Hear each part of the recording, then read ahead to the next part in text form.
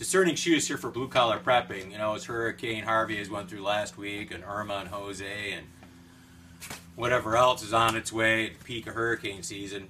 You know, we're talking about bugging out. Last week I talked about how to carry all my gear if I have to abandon my vehicle. You have to abandon your vehicle for lots of reasons.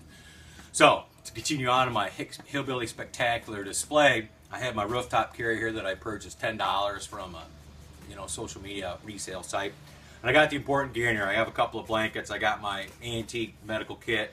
I do have my emergency road kit, which is a lot of tools in it, which you could use. You never know if you have to scavenge something. Again, I'm abandoning my vehicle. I don't know what I'll find. A couple extra bungee cords. And it's like, and there are some other items that I would take with my car, and there's some things I'd leave behind. But just to get started, I do have these straps all connected together with Fastech buckles just to take up some of the slack, because it's not a lot of things that are in here. And obviously this won't be quick, but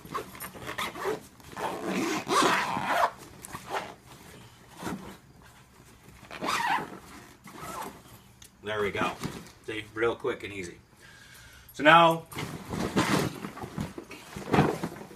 you see I already have one pool noodle that I cut. I just took one and cut it in half. I ran a strap through here. And it's like, just for the sake of ease, getting my strap on, I made myself a little tool. There's a washer at one end that fits in. If I let go of it, gravity is your friend.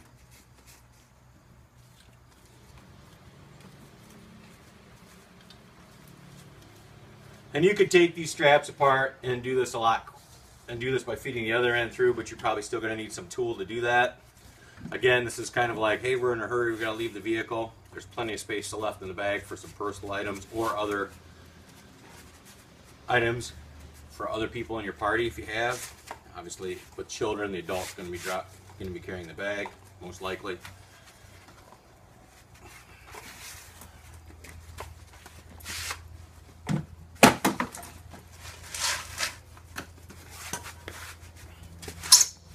There you go.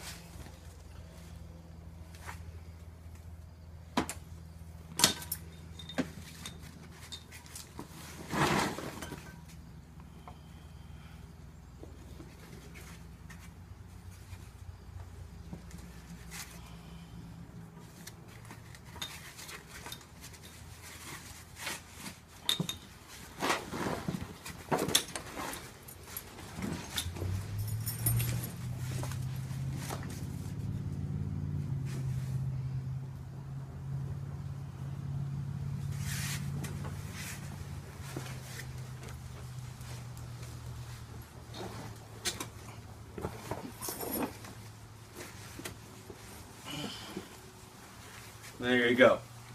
So you can use this to tie around your waist, what have you, such on and so forth. Pull our straps up.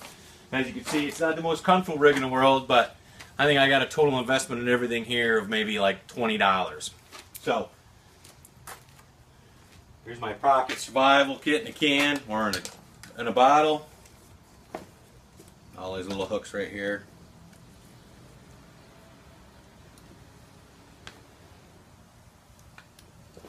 So I don't have to take the backpack off, and I'm good to go. So next video, you're going to see, we're actually going to put this out. We're going to pretend that we abandoned the car. We're going to go into the woods. We're actually going to build a campsite.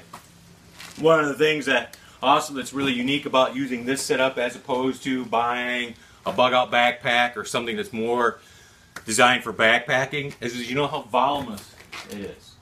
Well, guess what? I'm 6'2", 220. And I'd be willing to bet with a space blanket and the other two blankets I put in here, this is an instant shelter. It is fairly weatherproof. It is meant to go on top of a vehicle. So we're going to put that to the test. So not only does it carry my gear, but it's also my tent. This is a golfing umbrella. I like it. You know, walk as a stick, a walking stick. You know, put it up. It's a fairly good shelter. Something that I just carry in my car with me. So now I'm good to go. So, aside from that, talking with a friend the other day about gas storage and bugging out and about the cost of not necessarily needing to bug out but having to do it anyway. So this is blue collar prepping and every dime counts. So what I have over here to my right is I got a couple of gas cans. And these are not new gas cans. They don't have that crazy little vent valve on it, and if I was to take off with a reasonably priced everyday prepper vehicle, I would strap them to the roof. But filling them full, I could probably get about, for $30 I could fill them full, and actually a little bit less than that. These aren't that big. I believe they're 3-gallon cans. So, but out of that 6 gallons, I get 25 miles a gallon. That's 150 miles. That's a fairly fair piece I can go, especially if I'm already keeping my vehicle fueled up. The concern was it doesn't store very well, or it's a waste of money if I didn't really have to go that far. Well, there are fuel additives. My favorite, Sta-Bil, and as you can tell I've had this for a while, and I use this for, and it makes fuel store up for good for about 6 months. So you're ready for the next time. And if you don't want to do that, gas will stay in those cans for several weeks. So when I fill up this week, and I don't have to bug out, I come back, well, next week instead of filling up on my general, commute cycle, I just take the fuel out of the cans, and that way I'm just ahead of the game and right back where I was. So it doesn't take a lot to prep for go that extra 150, 250 miles. Again, this gets about 25 miles a gallon. It does carry a lot of stuff. This is a 1994. No, I don't know of any car that gets that little anymore that's been made since like 2005, except for maybe some pickup trucks. So, this is the Discerning Shoot Us, a little bit of prepping and planning, some hillbilly spectacular stuff. Be good, be safe, and if you can't be safe, be good and dangerous.